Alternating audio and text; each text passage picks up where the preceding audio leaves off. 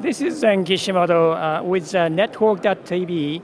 I'm on the show floor at Cloud Connect 2012 in Santa Clara, California. With me here is Lisa from the Nimbula, the VP of Marketing. Let's just ask some question about your company. According to your website, it is listed as a Cloud OS company. And the Cloud OS is a little hard to understand exactly what it is. Can you describe a little bit in short? Sure, you're correct. It's a very complicated space here and a very buzzword-intensive space.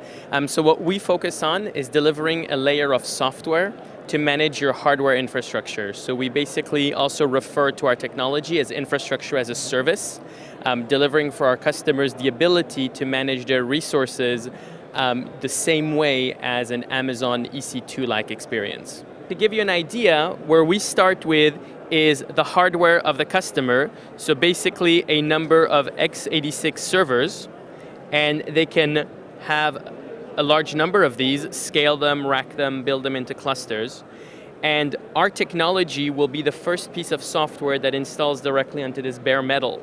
So Nimbula Director will come and install on top of this and basically manage all of the compute resources of the underlying hardware infrastructure.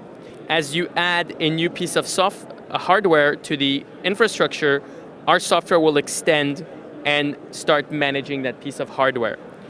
We will deliver a number of services on top of this hardware and then allow the customer to have a virtual machine as a unit of compute. So our software layer includes all of the things around networking. We also have a lot of security concepts, and we will have a permissioning and authentication mechanism.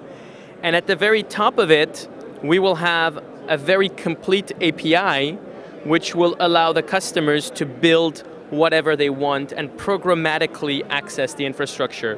The other thing that we provide as part of our software is we will provide basically EBS-style storage functionality. And then the last thing that we just announced actually yesterday is a new concept that we call an extensibility framework. So you can have a number of services that the cloud administrator wants to deliver on top of this infrastructure, and Cloud Foundry from VMware is one example. You know, a VPN service can be another example. And as the cloud administrator installs these services in this framework, they will be available to all of the tenants of the cloud and inherit a lot of the benefits of our infrastructure layer, like self-healing, like automatic discovery of resources, etc. And the last component that I want to highlight is that our technology also allows you to utilize the resources of a public cloud infrastructure.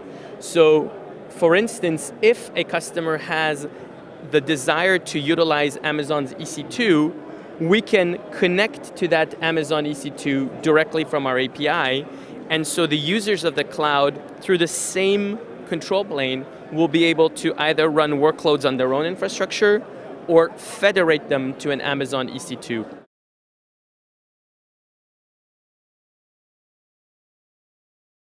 What we've noticed over the past 12 months is that customers are going from proof of concepts to now actually large-scale deployments, and we want to continue that. We've had a number of recent large-scale deployments at customers that have given us really good feedback about where they want to see the product go in terms of the direction, and so we want to continue doing that. So we want to build a company for the longer run and want to keep focused on that. Thank you very much.